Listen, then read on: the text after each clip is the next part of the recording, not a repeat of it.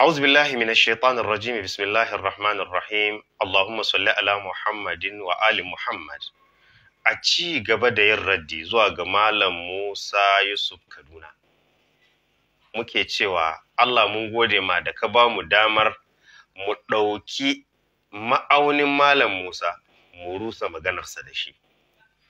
Yau muna ɗauke da maganarsa ne gun da yake ƙoƙarin nuna cewa waɗanda suka taɓa ƙwato Baitul Aqsa 'yan sunna ne, kuma ko nan gaba ma 'yan shi'a ba za su iya ƙwato Baitul Aqsa ba, kamar yadda za mu ji ya ce.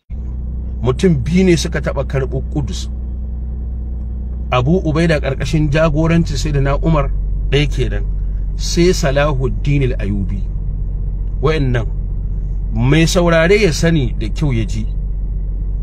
Tunda Kudus take ba a taɓa haifa ɗan shi'a ba, duniya shi'a ba ta taɓa wannan ɗan ba wanda ya iya karɓar Kudus a hannun Yahudawa, kuma har duniya ta tashi shi'a ba za ta iya haifa wannan ɗan ba.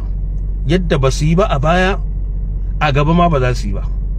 A wayannan 'yan sunnan dai da kuke zagi kuke ce musu munafikai, yadda a tarihi a baya su suke iya karɓo Kudus, kuma wayannan 'yan sunnan dai su ne kaɗai za su iya karɓo Kudus a hannun wayannan mutanen, don su kaɗai ne suke da ruhin da suke iya tunkara kowane irin abu.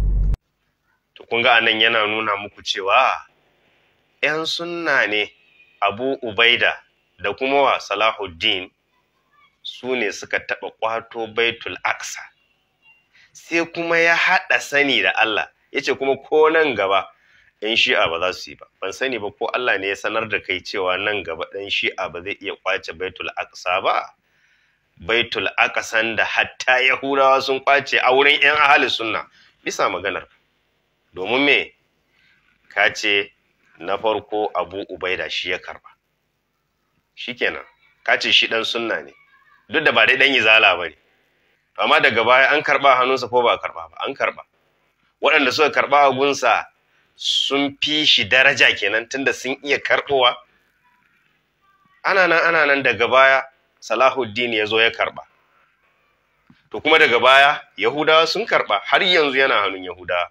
In har karɓan Baitul Aqsa yana nuna fifikon mutum akan wadda shi bai karɓa ba, to albishirinka kenan sai ka koma tun daga farko ka ce wannan yana nuna fifikon Khalifa Umar akan Abubakar, domin lokacin Abubakar ba a karɓo ba, lokacin Umar aka karɓo. Sai ka nuna fifikon Salahuddin akan irin su Khalifa Adili wanda yake shine Umar bin Abdul Aziz, domin duk adalcinsa lokacin khalifancinsa ba a karɓo ba. In kana so ka ce 'yan sunna sun fi 'yan shi'a, shi yasa suka iya amso Baitul Aqsa, su kuma 'yan shi'a sun kasa ne, to kenan wannan yana nufin cewa yadda dai kake ga 'yan sunna sun fi 'yan shi'an nan, haka kuma Yahudawa suka fi wayancan 'yan sunnan, domin sun amso a wurinsu kuma har yanzu yana hannun Yahudawa ɗin. Allah ya sa ka gane irin kuskuren da kai wurin istidlali, domin wannan istidlalin bi dararika ne la bi naf'ika. Mu haɗu a kashi na gaba. Wassalamu alaikum wa rahmatullah.